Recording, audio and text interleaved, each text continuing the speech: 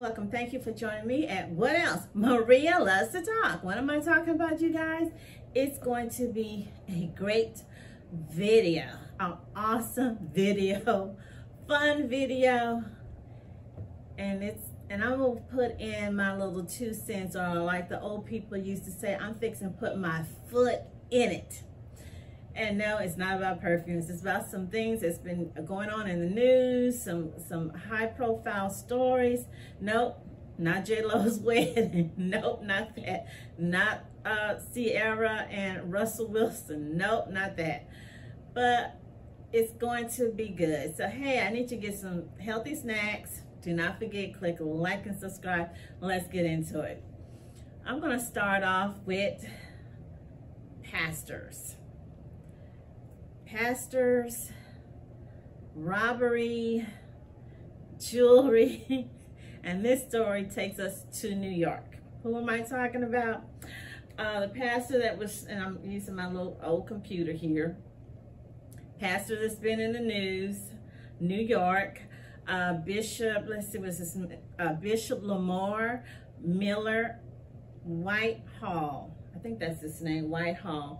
And in fact, if y'all remember in my video I did for high profile super couples, I had a picture of the bishop. I thought he was a pastor, and his wife. The bishop, he is 44, his wife is 38. And Daily Mail, my favorite place to go for gossip. They had just did a story on him. It wasn't even a month ago, and they showed him taking pictures with Mayor Eric Adams and saying how he had ran, or he was trying to run for office himself, not for mayor, but I don't know what the position was, and how he was very flamboyant. He had expensive cars. He had a lot of jewelry. And when I saw that, I was like, wow, he better be careful. You know, I mean, you flashing all this jewelry, expensive, blah, blah, blah. And hey, what happens? So it says here, last week, 3 men broke into his church in New York. His church is called Tomorrow International Ministries. Now, the first thing I thought about when I first saw him with the jewelry and everything like a month or 2 months ago, I assumed this was a big church, like a mega church, like, you know, Pastor T.D. Jakes, like Pastor Joel Osteen, like Pastor Kenneth Copeland. I'm thinking huge, big church, Rick Warren type of church with several campuses. This looks like a little small church that we kind of call, from back in the day, the hole in the wall church, like the hole in the wall club. It's a little small place. It looks like it's on top of a business or a canteen or a restaurant. So they're saying that last Sunday, which was July the 24th, 3 men, they all decked out in their little Nike outfit, broke into his church, stole $400,000 worth of jewelry. This happened at 11:15 a.m. The pastor saying, at first they said it was $1 million worth of jewelry. Now he's saying, no, it was $400,000, and that he was doing a live stream when they did it. They said that these thugs had put a gun to the baby's head. I mean, who does that? I mean, you put a gun? Okay, go ahead, rob the pastor, the bishop, and his wife. But you gonna take the people's kid and put a gun to an infant's head? Okay, so the police is saying it's supposedly $1 million. I don't know why it's this. He's saying it's $400,000. The police saying it's $1 million. So now the good pastor, the good bishop, they look like they're looking into him more than they're looking into the people who did this. This is a picture of him. Nice looking man. Nice looking. At least he looks nice looking to me. He's a nice looking guy. I believe they said he had been in jail before for something. I don't know what it was. He has a nonprofit missionary. So he said here that the people told everyone to get down. He said, I didn't know if they wanted to shoot the church up or were they coming just for a robbery. He said they took my wife's jewelry and my jewelry. Let's see here. Okay. And he is supposed to be, and I don't know what the mayor is going to do. The mayor is supposed to be helping him. If you notice, and I've been following these stories, because that's what I do, I follow stories. There's been a lot of burglary of the churches, air condition, vandalism of Catholic churches, attacking the statues of the Virgin Madonna, going into the church and destroying equipment, stealing equipment. This seems to be happening just everywhere. So here, I'm trying to get to where he was naming his cross they stole. $75,000 Rolex watch. I'm not going to say that a pastor or a bishop shouldn't have nice things, but I think it's excessive, especially if you have a small church. You don't have that many members. You do not have high profile members. You don't have, NBA players and baseball players at your church. You don't have celebrities. It's just common sense for people to wonder, where did you get the money from? I don't know. We have a lot of bishops, pastors who sing, who make movies, who produce movies. So, maybe it could be from that. Maybe it could be from a family member or something. So now it looks like they're fixing to investigate. The churchman said he ran after the robbers and saw them take off their mask. So somebody saw them take off their mask and they got away in a white Mercedes. What, really? I'm not laughing in that kind of way, but really? They got away in a white Mercedes and they were dumb enough to take off their mask instead of waiting until they drove off. Someone took off their mask, so someone saw them. I'm hoping that the Bishop Lamor gets his jewelry back.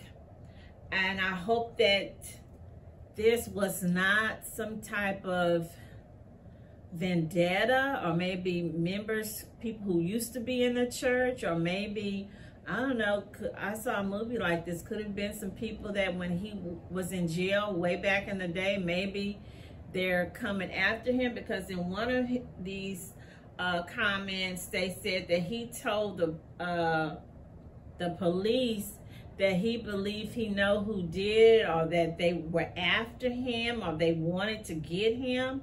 Why would they want to get him? Are they wanting his jewelry? Or is it personal? And they said just 2 days after the burglary, the bishop accidentally had made some comments. He did some fat shaming and homophobic remarks he made on Instagram live channel, and that he later apologized. So this wasn't, I don't think this had anything to do with these dudes, these little thugs robbing him. He did this, after he was robbed. I don't know why. He needs to be worried about where's your jewelry at and who put a gun to the infant's head. You fat, let me stop, I'm getting emotional. I'm tired of people fat shaming people, and of course making those homophobic remarks. Okay, I'm trying to get to the jury that this man had. So here is what he reported to the police. The NYPD provided, this is another site I'm on, Gothamist, with an itemized list of the stolen items. $390,000 Cuban link chain. What is that? What is a $390,000 Cuban link chain? $125,000 wedding ring. $75,000 Cavalier watch. What is that? The total value of the items was estimated at $1,080,000, police said. Other items included $25,000 earrings, $75,000 Rolex, $20,000 Episcopal cross, $15,000 gold chain. You guys, I was robbed back in the day. I'm not going to tell you everything. At a restaurant, and I had family members with me. It's a long story. Dude was up on a bicycle riding through the eatery. So when I see dudes riding on a bicycle, I kind of get a little nervous, okay? I'm sorry. And he took my little Italian gold chain that had a beautiful little rope cross, okay? And I'm cheap. I've been cheap a long time. I bought it. I bought this at the pawn shop on the other side of town. And everywhere I would go, I got compliments. Never, ever, ever have I been able to find that exact piece of jewelry, that exact rope gold heart. And I'm still mad. So, and I think at that time, I probably spent about $50 or $75. And for me, that was a lot of money. So to hear that somebody got $15,000 gold chain ripped off of them inside a church on a Sunday. $50,000 wedding ring and a $25,000 Episcopal ring. He had a $20,000 Episcopal cross, now a $25,000 Episcopal ring. I want to know what that looks like. I want to know. Then another gold chain, a $10,000 gold chain, a $200,000 gold chain, a $20,000 emerald cross, a $50,000, another. Y'all, hey, I can't do this, y'all. I can't. Something. You don't even have to be a psychic, an empath. You don't have to, you just have to use a little bit of the little neuron or the neutrons in our brain. Something ain't right here. I have been to many churches, many times to Joel Osteen, Victoria Osteen. She comes from a family of jewelers. If you watch Victoria Osteen, I've watched her a couple of times on TBN, being interviewed by the Crouch family on another woman's Christian talk show. I have never seen this woman iced down. I've never seen her in Chanel. I've never seen her with Chanel bells. If you've seen it, please let me know and post it on my little thing. I have never seen this. And the church, again, they have a mega church. I don't know what they're bringing in, but I know a friend of a friend who's been going there over 30 years.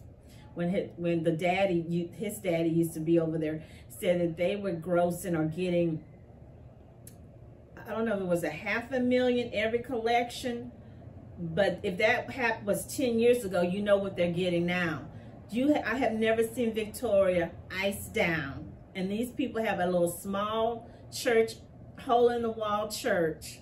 I have never seen Sister Sarita Jakes, Bishop Jakes' wife, iced down. I've never seen it. So this is really kind of fishy for me to see this from these people.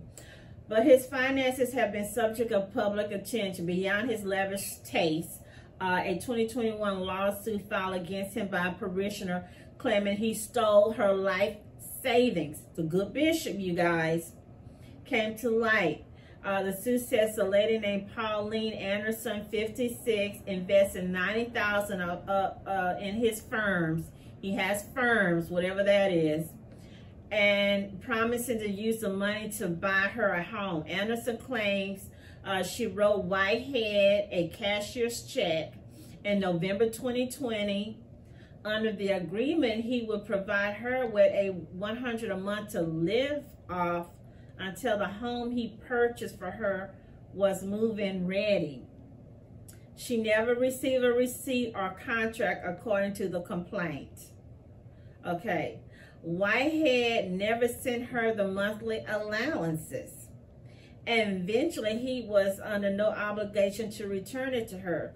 So instead, they said he used the money as a down payment for a $4.4 million mansion in Saddle River, New Jersey, wherever that is. I don't know where it is, but it sounds like a nice neighborhood to have to buy a $4 million home.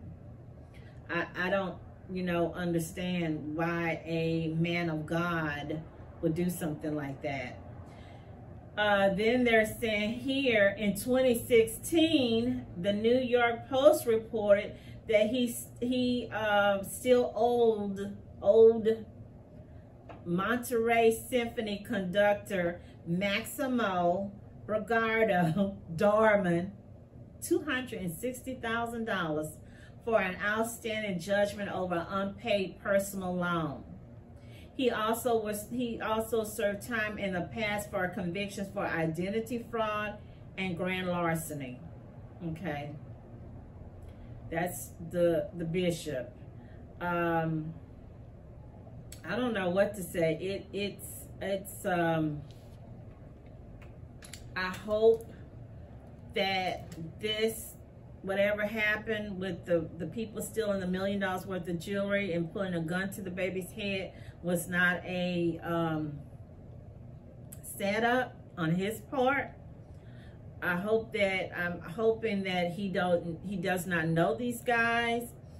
I'm hoping when they start investigating into him, which it seems like they are, that they don't find a whole bunch of other stuff like some PPP loans, because I'm seeing a lot of people, I'm hearing about a lot of people who got those PPP loans when President Donald Trump was in office, and they were supposed to be taking care of their employees and blah, blah, blah, and they were taking care of themselves, buying jewelry, going on trips, buying homes. Okay, this reminds me of a well-known pastor who also was a spiritual advisor to President, the young Bush, I'll call him Junior Bush. And then he also was spiritual advisor to President Barack Obama, and that is Pastor Kirbyjon at a mega church called Windsor Village. Okay, so I don't know if he's Republican. I kind of think he might have been Republican. I know when I worked at Chase Bank, like almost 15 years ago, I remember when I would go to the main building, the corporate one downtown, I would always see him. He would come out of a meeting with some other big wigs, so I just assumed he was getting funding or help for the church and doing things, because he did a lot of things, in the community, a lot of awesome things, and he's from a well-established family. So what happened with the good pastor? Here they're saying he is ending up mega pastor, Houston mega church pastor Kirbyjon Caldwell. Here, this is from ABC 13. He insists the bonds he sold were legitimate. So what he did, he sold bonds to, I don't know if it was to his church, but I know it was something going on in Louisiana, because they showed him and another man was selling. So they sold bonds. So he ended up getting 6 years in prison, some prison in Beaumont, because he defrauded investors, and we can't say allegedly because this actually happened. He's serving 6 years, and wire fraud. And the bonds, I believe, look like they said China or came from China. So they're saying Caldwell is accused of defrauding people of millions using phony Chinese bonds. They said he paid people back, the ones that asked, almost $1 million of his money. He gave the people back, personally refunded nearly $1 million to anyone who was unhappy with the investment. Let's see, I forgot.